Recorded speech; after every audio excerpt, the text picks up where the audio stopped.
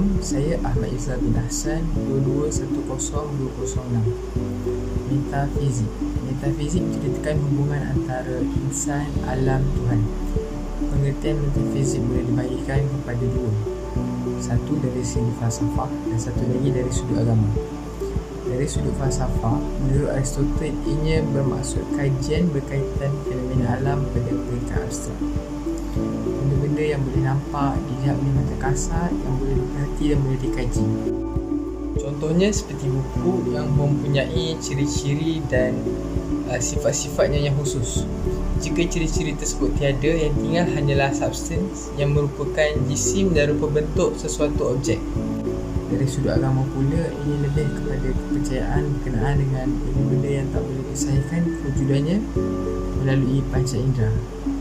Contohnya macam kewujudan Tuhan, konsep pahala, dosa, kewujudan syurga, neraka yang hanya boleh disahihkan dengan cara lain seperti wahyu. Metafizik terdiri daripada dua perkataan dasar. Meta bermaksud melampaui atau melebihi atau di atas atau tingkatan atas, dan fizik merujuk kepada perkara atau alam yang bersifat material atau fizikal. Maka definisi metafizik ialah sesuatu yang melampaui batas atau sempadan fizikal. Kajian metafizik merupakan kajian peringkat kedua atau second order study or thinking selepas alam fizikal, iaitu first order study. Dua pengertian utama berkaitan dengan istilah metafizik, iaitu pertama berunsurkan falsafah dan kedua berkaitan dengan keagamaan dan kepercayaan yang bersifat keagamaan. Okay, teruskan lagi dengan metafizik dari sudut agama dan kepercayaan. Ia merujuk kepada fenomena di luar alam nyata. Contohnya sebagai kewujudan Tuhan, kehidupan selepas mati dan konsep syurga dan neraka. Semua perkara tersebut tidak boleh disahkan melalui diri kita, tapi ia disahkan dengan cara lain, iaitu wahyu dan sebagainya.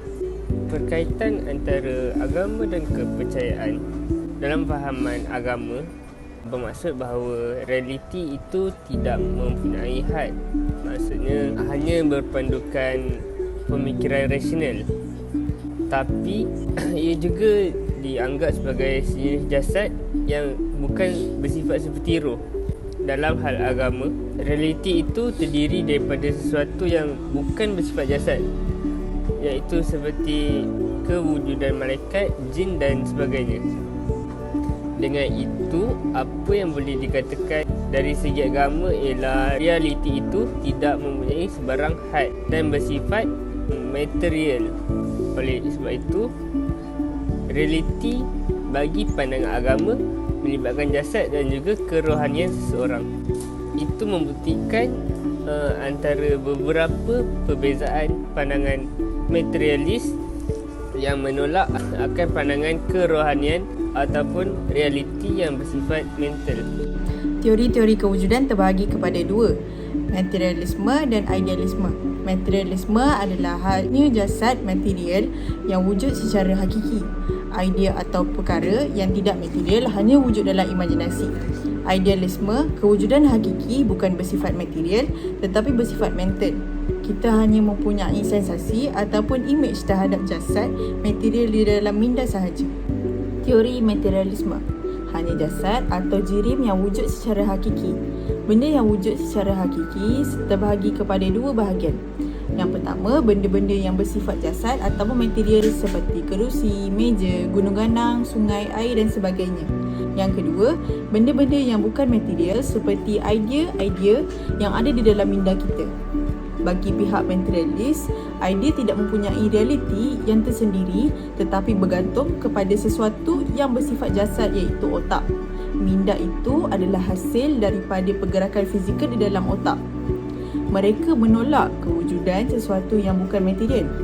Mengenai perkara-perkara yang bukan bersifat idea pula, seperti kepercayaan terhadap alam gaib, roh dan sebagainya.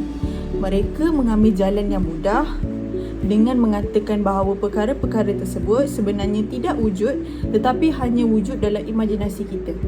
Teori idealisme, kewujudan hakiki bukan bersifat material tetapi bersifat mental ataupun bersifat idea ataupun bersifat kerohanian.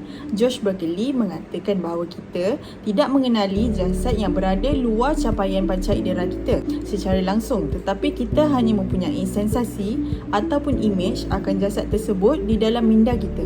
Sensasi atau imej itu ialah bersifat mental dan bukannya bersifat fizikal. Fahaman ini mengatakan bahawa hanya alam minda itu yang wujud dan alam fizikal itu tidak dapat kita kenali secara langsung.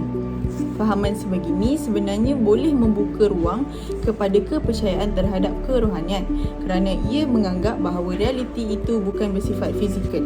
Sebaliknya, sifat bukan berfizikal. Ini saya akan membentangkan beberapa sistem-sistem metafizik yang berada dalam carian saya. Yang pertama ialah Theism. Theism bermaksud transenden atau luar alam. Menurut ahli falsafah terdahulu, alam tidak beredar mengikut hukum dan peraturan yang tidak berubah, tapi beredar mengikut kehendak mutlak Tuhan. Yang kedua ialah monotheism. Monotheism adalah kepercayaan bahawa Tuhan itu satu dan berkuasa penuh. Yang ketiga ialah atheism. Atheism ialah kepercayaan bahawa Tuhan itu tidak wujud. Ia berasal daripada salah satu perkataan atheos, iaitu tanpa Tuhan. Dan yang terakhir ialah agnotheism. Agnotheism adalah kepercayaan bahawa kewujudan Tuhan dan kuasa gaib itu tidak dapat diketahui. Saya ingin menerangkan serba sedikit tentang apa itu monotheism dan polytheism. Monotheism itu adalah kefahaman yang mengatakan bahawa Tuhan itu satu. Jadi, Tuhan ni wujud. Cuma, bagi orang yang berkefahaman monotheism ni, kewujudan Tuhan mereka hanyalah satu. Jadi, bagi orang yang memegang kefahaman monotheism ni, mereka menekankan akan keesaan Tuhan mereka. Contohnya kefahaman tauhid dalam agama Islam. Kita sebagai orang Islam, kita percaya bahawa Allah itu adalah satu. Seterusnya, polytheism. Polytheism ni dia bertentangan dengan monotheism. Kalau monotheism ni cakap Tuhan mereka adalah satu, jadi polytheism ni dia cakap Tuhan mereka lebih daripada satu. Seperti agama orang Greek dulu-dulu.